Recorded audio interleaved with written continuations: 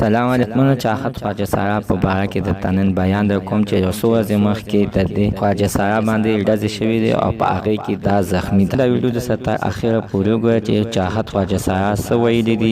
د دې حال څه نه مخکې زه تاسو ته دا یادګي نه کوم، تاسو کو چې زموږ په دې چینل کې نوي وئ حتما د زموږ همدا چینل ته سبسکرایب کړئ. خوا کې اوسه د ټلې نشان ووایه چې خیر یو نوي معلوماتي ویډیو تاسو ته په اسانۍ باندې در ورسېږي. عزتمنو، چاحت خواجه سارا چې د ګلپاڼې خواجه سارا سره په یو ځای باندې په ډزو کې لګېدلې ده. ګلپاڼه خواجه سارا تینا قتل شوله او دا تینا زخمی شو. دا په هغه ټیم کې خیبر ټیچنګ هسپتال ته تینا منتقل شولو، هلته کې زیر علاج ته یې بوتلله. اوس دا په حال کې په کم حالات کې پروت دی.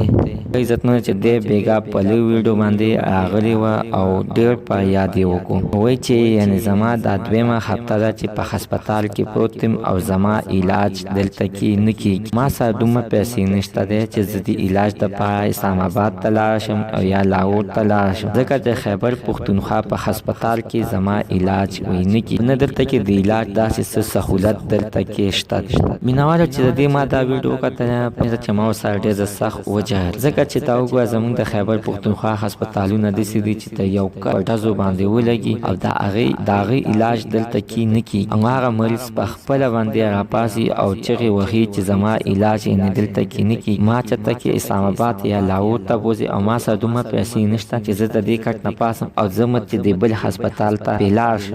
او د ما ته دومره پته چې د دې دغه خیبر ټیچنګ هسپتال کې د دې علاج نه کېږي. دا د چېرته کې بل هسپتال ته دې منتقل کړل شي. په خیبر پښتونخوا کې داسې ډېر هسپتالونه دي او خاص په دې پېښور کې دي. دا قضیې ته منتقل کړل شي په د دې علاج شروع شي. الله تعالی دې په چاحت باندې خپل رحم وکړي او په خپل رحم برکت ساتي او الله تعالی صحت ورکړي، چاته محتاج نشي. نو زموږ نننۍ معلومات ته د دې ځای پورې د نوي معلوماتو لپاره زموږ همدا چینل د سره سبسکرایب کړئ او سره د ټلې نشان ووایه چې خیر یو نوي معلوماتي ویډیو تاسو ته په اسانۍ باندې در ورسېږي.